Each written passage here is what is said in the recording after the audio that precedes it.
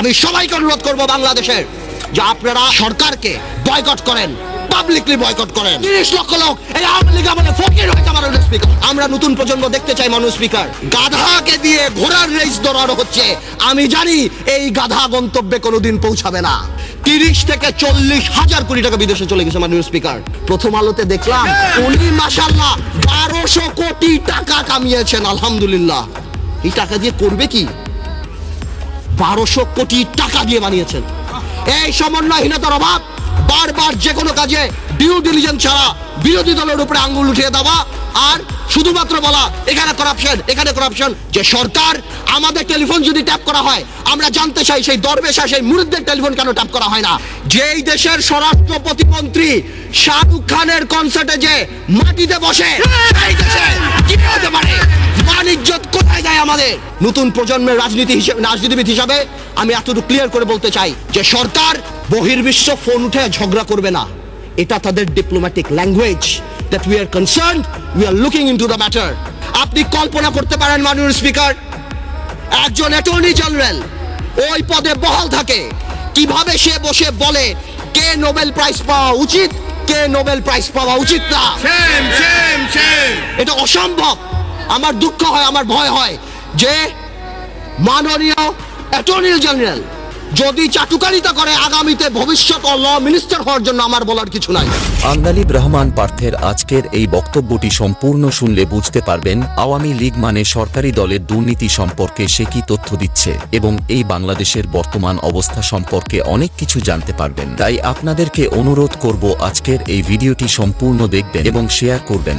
চলুন তাহলে তার বক্তব্য শুনে আসি। আজ থেকে 3-4 বছর আগে যারা সেলফ ডিক্লেয়ার্ড ব্যাংক্রাপ্ট ছিল, আত্মস্বীকৃত দেউলিয়া, যারা নিউজ পেপারে বলেছিল 700 কোটি টাকা 800 কোটি টাকা লস, যাদের 1000 কোটি টাকা বরং, সেই দরবেশরা এই 2 বছরে ব্যাংকের টাকা শোধ করে আরো 10,000 কোটি টাকার মালিক হয়ে গিয়েছে। সরকার দলীয় সংসদ সদস্য যদি মনে করে যে আমাদের 2-1 নাম বলে, হাওয়া ভবনের নাম বলে এগুলি তারা পার পেয়ে যাবে না। একটা হাওয়া ভবন যদি থেকে থাকে, এই আমলে শত শত মুশকিল আসান সেন্টার বের হয়েছে মাননীয় স্পিকার।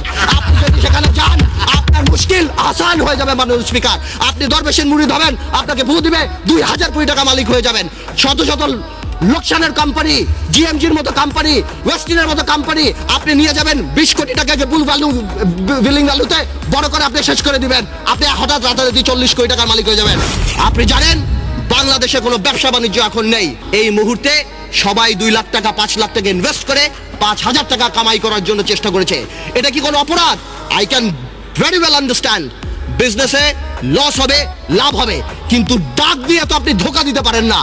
বারবার ডেকে এনে শেয়ার মার্কেটে ইনভেস্ট করিয়ে তাদেরকে রাস্তায় ফেলে দেওয়া হচ্ছে। 30 লক্ষ লোক যদি স্বাধীনতা যুদ্ধে মারা যায় মাননীয় স্পিকার, তাহলে 30 লক্ষ লোক এই আওয়ামী লীগ আমাদের ফকির হয়েছে মাননীয় স্পিকার। আমি শঙ্কিত যে বাংলাদেশের জুডিশিয়ারি কোন দিকে যাচ্ছে মাননীয় speaker.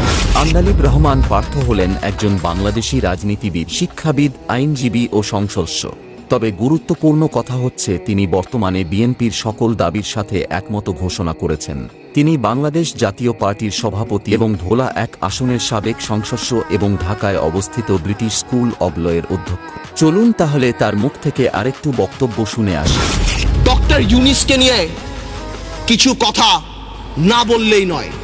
Doctor Yunus, I can very well understand 65 বা 70 ইয়ার্স ওল্ড, বাট 80 বছরের রাষ্ট্রপতি যদি এত বড় বক্তব্য লিখতে পারে, 75 বা 70 বছরের ডক্টর ইউনূস আমি মনে করি গ্রামীণ ব্যাংকের এমডি পদে ভালোভাবেই থাকতে পারত। মাননীয় স্পিকার, ডক্টর ইউনূস বাংলাদেশের সম্পদ না পৃথিবীর সম্পদ। আমি দেখেছি আমাদের মাননীয় পররাষ্ট্রমন্ত্রী বলেছেন this will not effect our relationship, বহির্বিশ্বের সাথে আমাদের সম্পর্কে। ঠিক তার পরের দিনই জন কেরি বলেছেন উই আর কনসার্নড। 23 জন কংগ্রেসম্যান বলেছেন উই আর কনসার্নড। বহির্বিশ্ব ফোন উঠে ঝগড়া করবে না। এটা তাদের diplomatic language.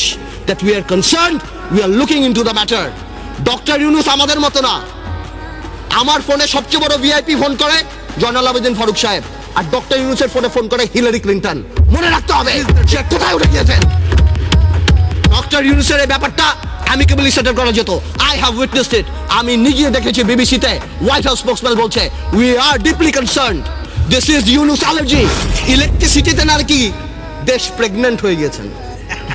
I am not use to this languages, but আমার জবাব দিতে যখন দেখি চানাচুর কোম্পানি, ফার্নিচার কোম্পানি, নাম নিচ্ছি অটোবি, যারা সারা জীবন ফার্নিচার বানিয়েছে তারা বিদ্যুৎ প্ল্যান পেয়েছে, আমার মনে হয় এই প্রেগন্যান্সি খুব তাড়াতাড়ি মিসক্যারেজ হয়ে যাবে এবং এই দেশে বিদ্যুৎ আসবে না।